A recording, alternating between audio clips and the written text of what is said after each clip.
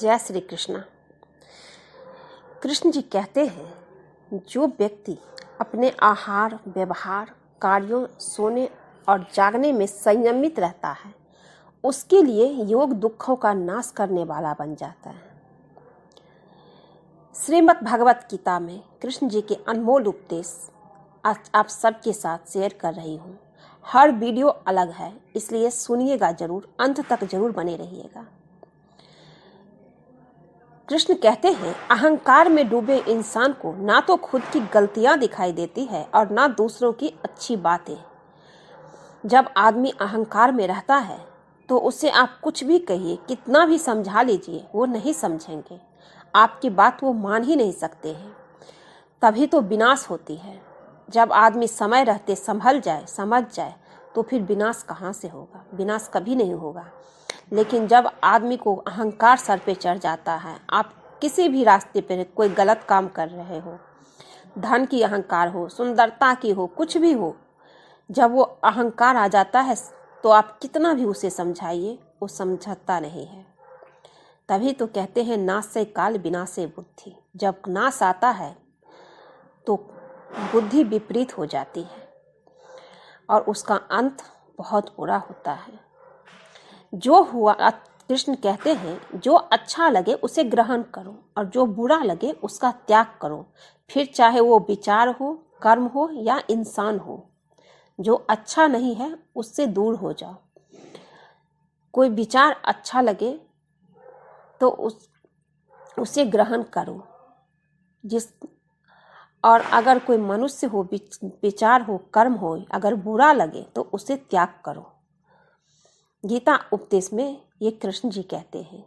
कृष्ण कहते हैं, जब भक्ति में मन लगने लगे तो समझ लेना आपने भगवान को नहीं, भगवान ने आपको चुना है। ज्यादा सोचने से कुछ नहीं होता। आप सब चीजों को नियंत्रित कर सकते हैं। कुछ बातों को जाने देने में ही भलाई होती है। नहीं तो जिंदगी भर उस बात को पकड़ के आप बैठे रहेंगे तो आप तनाव में रहेंगे, आपकी सेहत खराब रहेगी।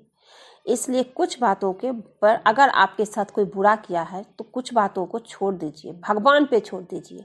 आप जवाब मत दीजिए। प्रभु देखिए कितनी सुंदर तरीके से बदला लेते हैं, वो जवाब देते हैं। हम और आप किसी को जवाब देंगे तो क्या करेंगे? बहुत तो झगड़ा करेंगे, बात करना छोड़ देंगे। पर अगर कुछ नहीं करेंगे और भगवान पे छोड़ देंगे तो जब ऊपर वाला जवाब देता है तो ऊपर वाले की लाठी में आवाज़ नहीं होती है। इसलिए अगर आपका कोई दिल दुखाया है, कोई आपके साथ बुरा किया है, धोखा दिया है, छल किया है, कुछ ले लिया है, तो उसे छोड़ दीजिए और प्रभु पे छोड़ दीजिए। बोलिए, प्रभु मैं आपकी हूँ और मेरी परेशानी भी आपकी है, आप देखो। देखिए कितना जल्दी और कितने अच्छे से फैसला होती है। कृष्ण कहते हैं, तुम्हारा शरीर केवल तुम्हारा उपकरण है, आत्मा तो शाश्वत है। जो पुरुष अंत काल में भी, कृष्ण कहते हैं, जो पुरुष या स्त्री, कोई भी इंसान अंत काल में मुझको ही स्मरण करता हुआ शरीर को त्याग कर जाता है, वो मेरे धाम को, मेरे साक्षात स्वरूप को प्राप्त होता है। इसमें कोई भी संशय नहीं। काम, क्रोध व लोभ, यह 3 प्रकार के नरक के द्वार आत्मा का नाश करने वाले हैं, अर्थात अधोगति में ले जाने वाले हैं। इसलिए इस तीनों चीज को त्याग देना चाहिए। हमेशा इन तीनों का त्याग करना चाहिए। कृष्ण कहते हैं, मैं सभी जीवों में असीम परमात्मा हूँ। मुझसे ही स्मृति, ज्ञान और विस्मृति होती है। यदि कोई बड़े से बड़ा दुराचारी भी अनन्य भक्ति से मुझसे भजता है तो वो भी साधु कहने के योग्य है और उनकी शीघ्र ही मुक्ति हो जाती है और वो धर्मात्मा बन जाता है और शांति प्राप्त करता है। मुझे न कोई जीव अप्रिय है न प्रिय है, लेकिन जो श्रद्धा और भक्ति से मेरी उपासना करते हैं, मेरी समीप होते हैं और मैं भी उसके समीप होता हूँ। हे अर्जुन, तुम सदा मेरा स्मरण करो और अपना नियत कर्म करो। मुझे अर्पण किए बुद्धि और मन युक्त होकर तुम मुझ में वास करोगे और मुझे प्राप्त करोगे। कृष्ण कहते हैं, जैसे प्रज्वलित अग्नि लकड़ी को जला देती है, वैसे ही ज्ञान कर्म बंधनों को नष्ट कर देता है। हमेशा संतुष्ट रहने वाला, ईर्ष्या रहित, सफलता और असफलता में समभाव रहने वाला योगी कर्म करता है। योगी कर्म करता हुआ भी कर्म से नहीं बंधता है। हे अर्जुन, जो आशा रहित है, जिसने चंचल मन और इंद्रियों को अपने बस में कर लिया है, जिसने सब प्रकार के सात्विक का परित्याग कर दिया है, वह मनुष्य देह से कर्म करते हुए भी पाप को प्राप्त नहीं होता, कर्म बंधन से मुक्त हो जाता है।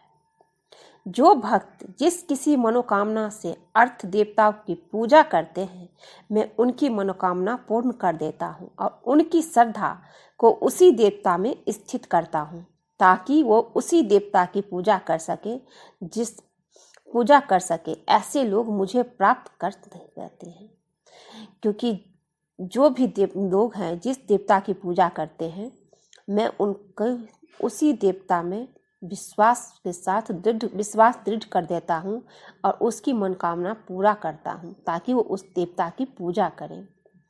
मेरे जन्म और कर्म दिव्य है। जो मेरा भक्त भली भांति यह जान लेता है, वो जन्म मरण शोक से मुक्त होकर मेरे परम धाम को प्राप्त हो जाता है।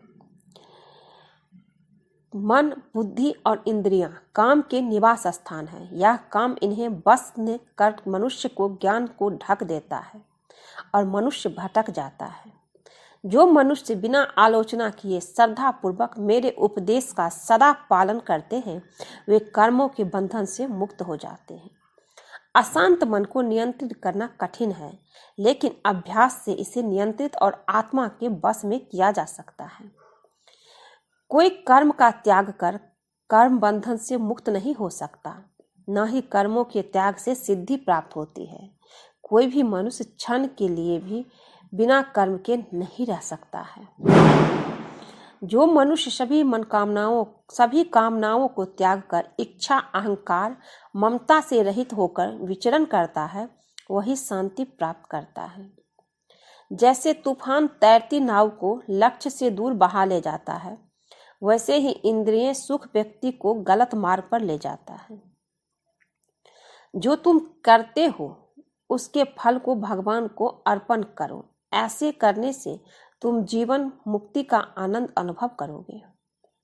शांति से सभी दुख समाप्त हो जाते हैं और शांत चित्त योगी बुद्धि शीघ्र ही स्थित होकर परमात्मा से युक्त हो जाती है। विषयों का चिंतन करने से विषयों में आसक्ति होती है। आसक्ति से कामना, कामना से क्रोध, क्रोध से सम्मोहन और अविवेक से मनुभुष्ट हो जाता है और बुद्धि का नाश हो जाता है और बुद्धि का नाश मनुष्य का पतन होता है।